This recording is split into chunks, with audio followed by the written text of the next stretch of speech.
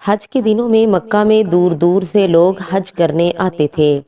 یہ حج اسلامی طریقے سے نہیں ہوتا تھا، بلکہ اس میں کفریہ اور شرکیہ باتیں شامل کر لی گئی تھی۔ ان دنوں یہاں میلے بھی لگتے تھے۔ نبی کریم صلی اللہ علیہ وسلم اسلام کی دعوت دینے کے لیے ان میلوں میں بھی جاتے تھے۔ آپ صلی اللہ علیہ وسلم وہاں پہنچ کر لوگوں سے فرماتے، کیا کوئی شخص اپنی قوم کی حمایت مجھے پیش کر سکتا ہے؟ کیونکہ قریش کے لوگ مجھے اپنے رب کا پیغام پہنچانے سے روک رہے ہیں۔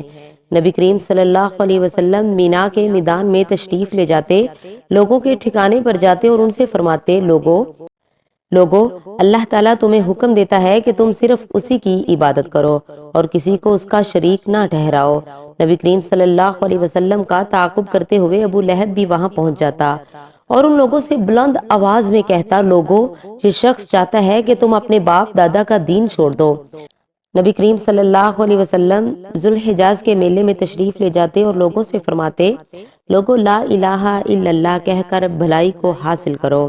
ابو لہب یہاں بھی آ جاتا اور آپ کو پتھر مارتے ہوئے کہتا، لوگو اس شخص کی بات ہرگز نہ سنو، یہ جھوٹا ہے۔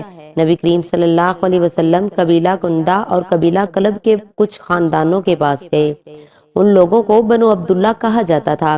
آپ نے ان سے فرمایا، لوگو لا الہ الا اللہ پڑھ لو، فلاح پا جاؤ گے۔ انہوں نے بھی اسلام کی دعوت قبول کرنے سے انکار کر دیا۔ آپ صلی اللہ علیہ وسلم بنو حنیفہ اور بنو عامر کے لوگوں کے پاس بھی گئے۔ ان میں سے ایک نے آپ کا پیغام سن کر کہا، اگر ہم آپ کی بات مان لیں، آپ کی حمایت کریں اور آپ کی پیروی قبول کر لیں، پھر اللہ تعالیٰ آپ کو آپ کے مخالفوں پر فتح عطا فرما دے، تو کیا آپ کے بعد یہ سرداری اور حکومت ہمارے ہاتھوں میں آ جائے گی؟ یعنی انہوں نے یہ شرط رکھی کہ آپ کے بعد حکمرانی ان کی ہوگی۔ جواب میں آپ صلی اللہ علیہ وسلم نے ارشاد فرمایا، سرداری اور حکومت اللہ کے ہاتھ میں ہے، وہ جسے چاہتا ہے سونپ دیتا ہے۔ اس کے بعد اس شخص نے کہا، تو کیا ہم آپ کی حمایت میں عربوں سے لڑیں، عربوں کے نیزوں سے اپنے سینے چھلنی کرا لیں، اور پھر جب آپ کامیاب ہو جائیں تو سرداری اور حکومت دوسروں کو ملے؟ نہیں، ہمیں آپ کی ایسی حکومت اور سرداری کی کوئی ضرورت نہیں۔ اس طرح ان لوگوں نے بھی صاف انکار کر دیا۔ بنو عامر کے یہ لوگ پھر اپنے وطن لوٹ گئے۔ وہاں ان کا ایک بہت بوڑھا شخص تھا۔